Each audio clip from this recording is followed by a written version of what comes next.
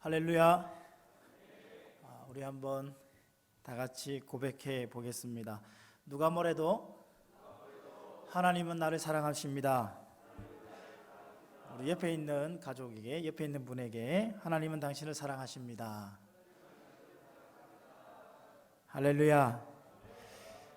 우리가 고백한 것처럼 하나님은 사랑의 하나님이십니다. 이 사랑을 잘 표현한 성경 구절을 찾아보라고 하면 아마 우리가 함께 읽은 오늘 본문 중에 16절 말씀을 꼽으실 것입니다. 이 말씀이 인터넷 검색어에서 1위를 한 사건이 있습니다. 야후와 구글 인터넷 검색 사이트에서 하루 만에 1억 2천 건이나 되는 검색건이 올라오게 돼서 실시간 1위를 찍게 되는 사건이 있었습니다. 어떤 사건이었냐면요, 2012년도에 미국의 인기 있는 스포츠 중 미식축구 경기가 있는 날이었습니다. 챔피언 결승전 슈퍼볼이라고 하는데 이 두 팀이 붙었는데 브론코스트라는 팀과 피츠버그 스틸러스라는 팀이 붙게 됩니다. 23대 23으로 승부를 결정짓지 못해서 연장전을 하게 되는데 결국 덴버 브론코스의 간판 공격수였던 팀 티보우라는 쿼터백에 의해서 결정적으로 역전승을 하게 되어집니다. 팀 티보우가 자신의 눈 밑에 요한복음 3장 16절을 페인팅하고 경기에 출전했기 때문에 이 경기가 끝나고 난 다음에 많은 사람들이 인터넷 검색창을 통해서 요한복음 3장 16절을 검색하게 된 것이죠. 바이블 게이트웨이라는 검색 사이트에서 242개국에서 15억 회나 되는 검색 단어가 바로 요한복음 3장 16절이었다라고 밝히고 있습니다. 이와 같이 이 구절은 예수님을 믿는 사람들뿐만 아니라 신앙생활을 하지 않는 사람들에게도 참 유명하고 많이 알고 또 들어봤던 그런 구절이죠. 하지만 오늘 요한복음 3장 16절만 참 사람들이 많이 이렇게 기억하는 것 같습니다.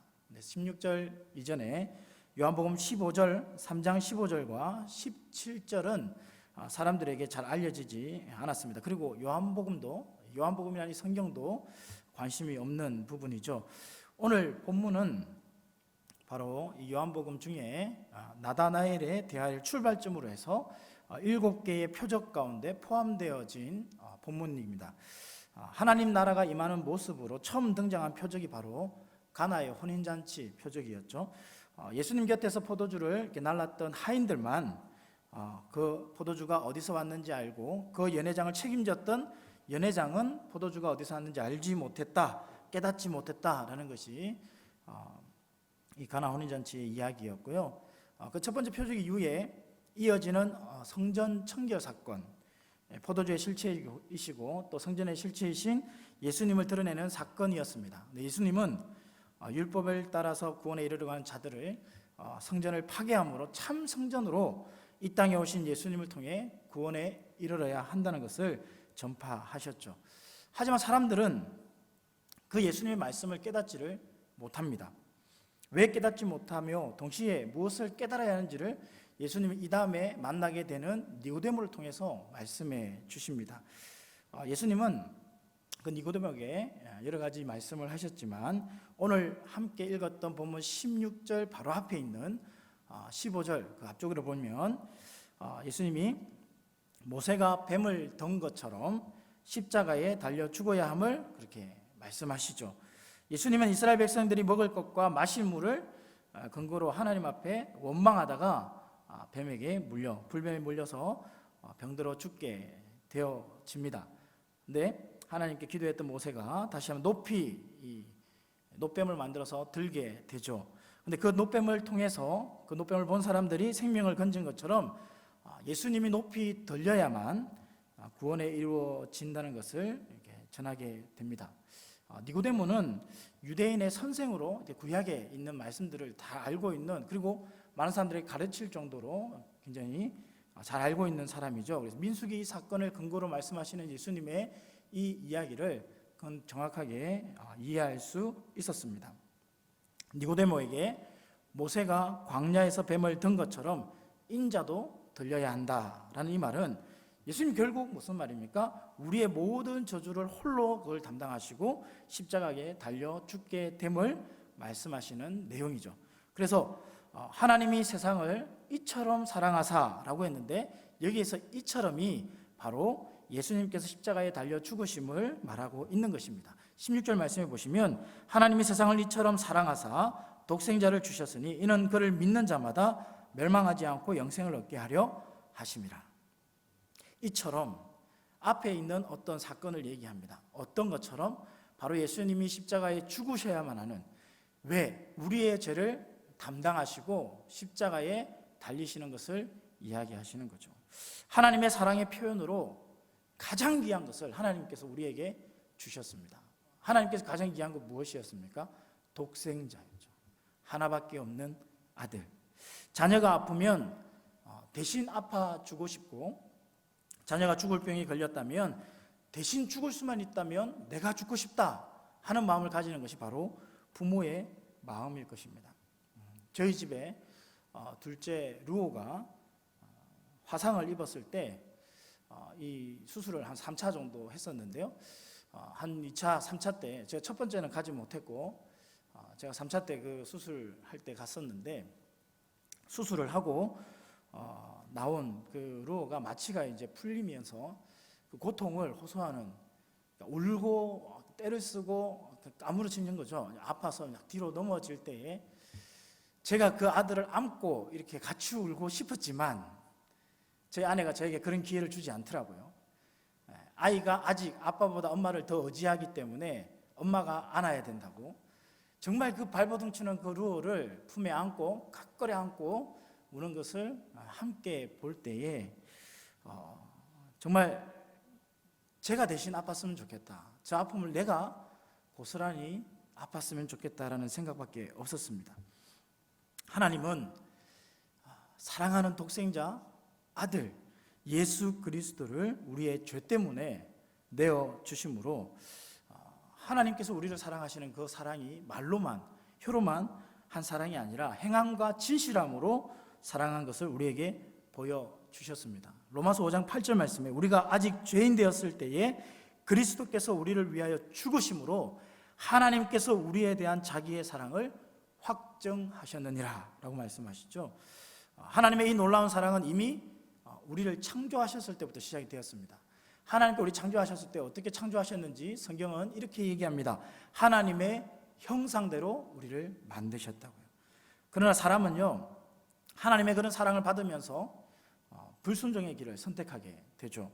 이 불순종의 길은 하나님의 길에서 멀어지게 되었고 결국 죄를 짓게 되어집니다. 성경에서 이야기하는 죄는 여러분 다 아시겠지만 하말티아라는 단어를 쓰죠. 관역에서 벗어난다. 하나님께서 우리를 만드신 목적이 있습니다. 그런데 화살이 자는 그 관역을 벗어나는 것처럼 하나님께서 만드신 그 목적대로 살지 않고 그 목적에서 벗어나는 것, 이것이 바로 우리를 죄라고 얘기하는 것입니다. 인간이 죄를 범함으로 결국 심판을 받고 멸망을 받을 수밖에 없는 존재가 되었습니다. 그래서 하나님은 인간을 구원하기 위해서 하나의 방법을 우리에게 제시하셨습니다. 그것은 하나님께서 선물을 주셨는데 이 선물이 바로 예수 그리스도라는 사실이죠. 예수 그리스도는 우리가 구원을 얻을 수 있는 하나님의 해결책이요 유일한 방법인 줄 믿습니다. 17절 말씀해 보시면요, 하나님이 그 아들을 세상에 보내신 것은 세상을 심판하려 하심이 아니요 그로 말미암아 세상이 구원을 받게 하려 하심이라. 하나님께서 이와 같은 선물을 우리에게 주신 것은, 예수 그리스도 우리에게 독생자를 주신 것은 우리를 심판하려 하신 것이 아니라 우리를 구원하기 위함이라고 분명히 말씀해 주십니다. 이것이 하나님의 놀라운 구원 계획입니다. 예수 그리스도를 영접하기만 하면 되는 것입니다. 그럼에도 불구하고 사람들은 그 유일한 방법, 그 하나님의 구원의 방법을 믿지 않습니다. 그리고 여전히 죄 가운데 거하게 됩니다. 우리는 한 번씩 이렇게 착각하게 됩니다. 우리가 하나님을 사랑했고, 우리가 하나님을 찾았고, 우리가 하나님을 만나기 위해 하나님 앞에 나왔다라고 생각을 합니다. 그러나 우리가 하나님을 사랑한 것이 아니라, 우리가 하나님을 찾은 것이 아니라, 우리가 하나님 앞에 나온 것이 아니라 하나님께서 먼저 우리를 사랑하셨고, 하나님께서 우리를 먼저 사랑하셨기에 하나님께서 먼저 우리를 찾아오셨고, 하나님이 우리에게 나오도록 하기 위해서 하나님께서 나오게 하셨다는 사실을 오늘 성경은 우리에게 다시 한 번 더 보여주고 있습니다. 예수님에게 제자들이 묻습니다.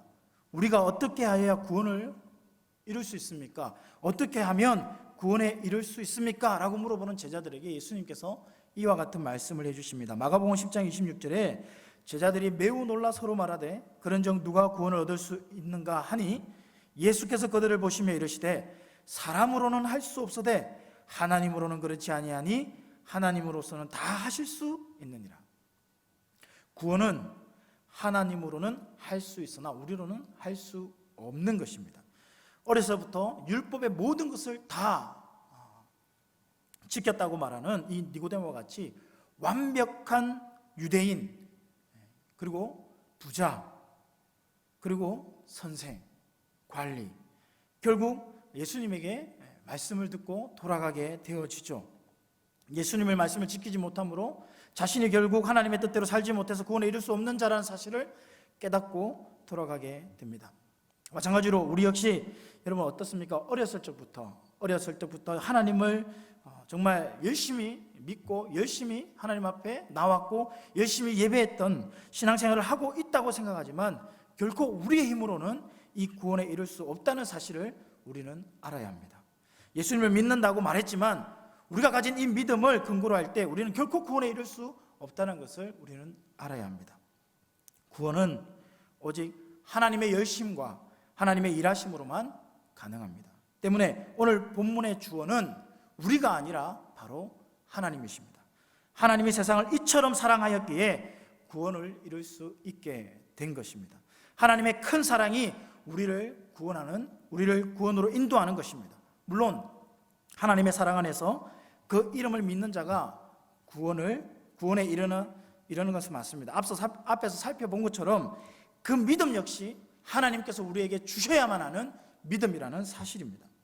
때문에 사도행전은 오직 구원이 하나님께 있음을 우리에게 어떻게 말씀해 주시냐면요, 사도행전 13장 48절에 이방인들이 듣고 기뻐하여 하나님의 말씀을 찬송하며 영생을 주시기로 작정된 자는 다 믿더라. 구원은 여러분 창세전부터 우리에 대한 모든 계획을 이미 작정하신 하나님에 의해서 출발했고 육신을 입고 이 땅에 오신 예수님을 통해서 실현되었고 다시 오실 예수님을 통해서 완성되어집니다. 때문에 구원을 향한 이 복음의 주어는 항상 우리가 아니라 하나님이시는 거죠. 이 구원을 베푸시는 분은 하나님이십니다. 구원의 은혜는 하나님께서 우리에게 주셔야만 하는 것입니다. 17절 말씀처럼 여러분 세상을 심판하기 위해서 하나님께서 주신 것이 아니라 그로 말미암아 세상의 구원을 받게 하려 하심이라고 말씀하시는 거죠. 여러분 18절 이어지는 말씀을 볼까요? 그를 믿는 자는 심판을 받지 아니하는 것이요 믿지 아니하는 자는 하나님의 독생자의 이름을 믿지 아니함으로 벌써 심판을 받은 것이니라. 여러분 하나님의 독생자의 이름이 나옵니다. 예수. 여러분 예수의 이름의 뜻이 무엇입니까? 자기 백성을 그들의 죄에서 구원할 자입니다. 그 이름을 믿는 자는 심판을 받지 않는다. 하지만 그 이름을 믿지 아니하는 자는 벌써 심판을 받았다라고 얘기해요. 우리는 심판을 죽음 이후에 결정되는 것이라고 생각합니다. 죽어야만 심판받는다고 생각해요. 하지만 그게 아니에요. 오늘 성경에 보면 현재 완료형의 시점을 줘서 받은 것, 심판을 이미 받았다라고 얘기합니다. 예수 그리스도를 믿지 않으면 이미 심판을 받은 것입니다. 오늘 본문에 등장하는 니고데모를 한번 보세요. 깨닫지 못하는 자로 예수님께 자신의 어둠을 가지고 나왔습니다. 밤에 예수님을 찾아온 니고데모가 유대인의 선생임에도 불구하고 예수님께 책망을 듣게 되죠. 하지만 니고데모는요, 자신의 깨닫지 못함, 자신의 연약함 계속해서 예수님께 고백하면서 얘기합니다. 어떻게 해요? 어떻게 그런 일이 있을 수 있습니까? 예수님이 말씀하십니다. 어떻게 그런 일이 있습니까? 거듭나야 한다. 어떻게 그렇게 다시 거듭날 수 있습니까? 자신의 깨닫지 못함을 예수님한테 얘기해요. 계속해서 고백합니다. 이러한 니고데모의 행동은요, 바울이 말한 빛이 되는 방법이라고 할 수 있습니다. 여러분, 바울의 책망받는 것은 빛으로 말미암아 드러나고 드러난 것은 빛이 된다는 말로 자신의 무지와 어둠에 깨닫는 빛이 될 수 있다고 말하는 것을 우리가 보게 되는데요. 에베소서 5장 13절에 그러나 책망을 받는 모든 것은 빛으로 말미암아 드러나나니 드러나는 것마다 빛이니라. 무슨 말일까요?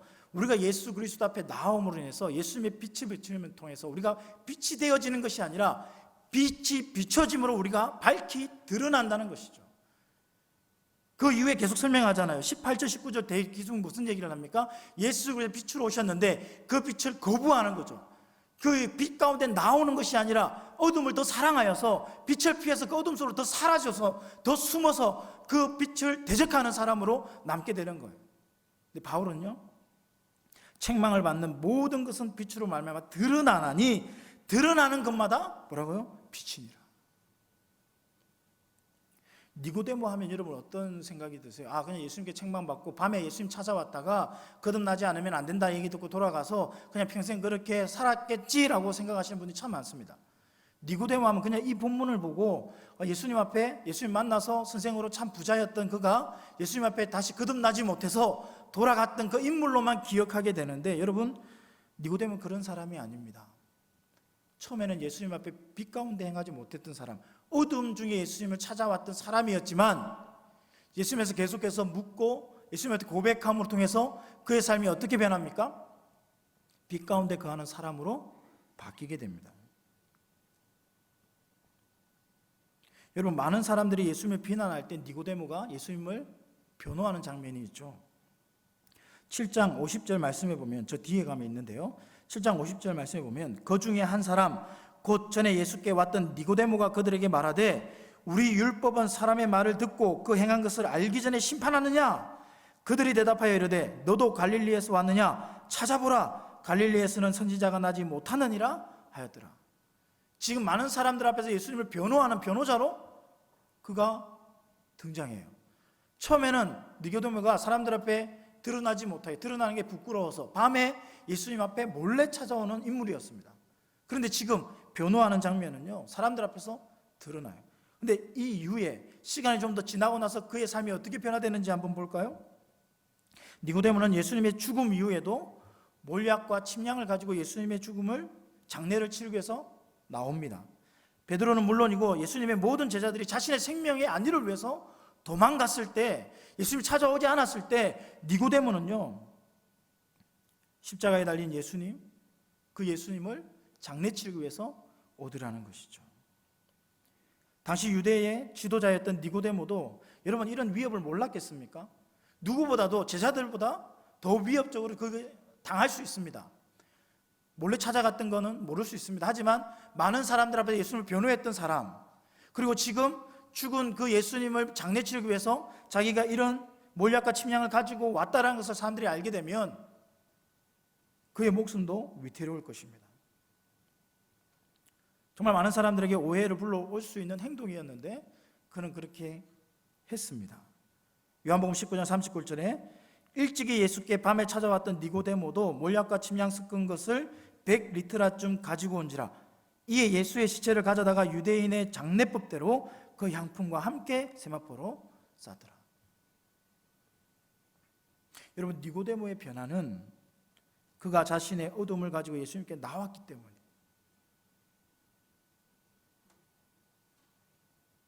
책망받는 모든 것은 빛으로 말미암아 드러나 빛이 되므로 니고데모는 예수님의 혹된 그 책망을 통해서 빛이 되었습니다. 그것은 예수님이 빛 가운데 우리가 더 주님 앞에 나아갔기 때문이죠. 자신의 더러움, 자신의 죄악, 자신의 추악한 그런 모습들이 예수님을 통해서 드러남에도 불구하고 그는 주님 앞에 숨기보다 더 나아오는 인생이었습니다. 자신의 위치와 자신의 지위가 오히려 걸림돌이 될 수 있는 이 상황이었음에도 불구하고 자신의 어두움을 가지고 예수님께 뛰어 나왔던 니고데모.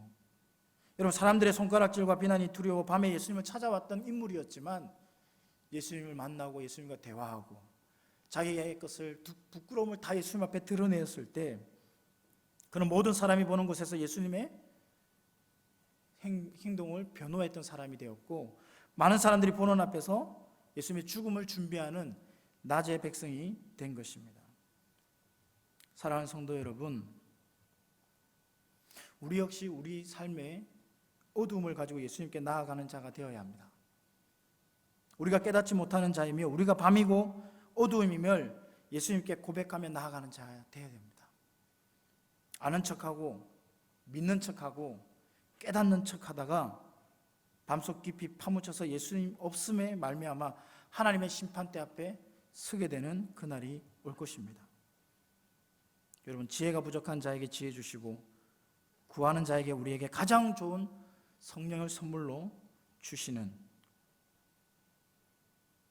하나님께 여전히 어둠 가운데 살고 있는 우리의 실체를 고백함으로, 우리가 또 하나님 앞에 나아감으로, 우리의 삶이 온전히 하나님의 빛 가운데 드러남으로 니고데모와 같이 밤에서 낮으로 살아가는 하나님의 백성이 될 수 있기를 주님의 이름으로 축복합니다. 여러분, 이 구원은요, 하나님의 은혜요, 하나님이 주어입니다. 하나님이 우리에게 선물로 주셨습니다. 오늘 말씀을 맺고자 합니다. 하나님은 이 세상을 사랑하셔서 독생자 예수 그리스도를 우리에게 선물로 주셨습니다. 이건 우리가 요구해서가 아니라 하나님께서 우리에게 주셨습니다. 우리는 그 선물을 받기만 하면 됩니다. 어느 날 제가 퇴근을 하고 집에 돌아갔는데요, 집 아파트 문 앞에 섰는데 아파트 문 밑에 이렇게 햄버거 세트가 배달이 되어 있는 겁니다.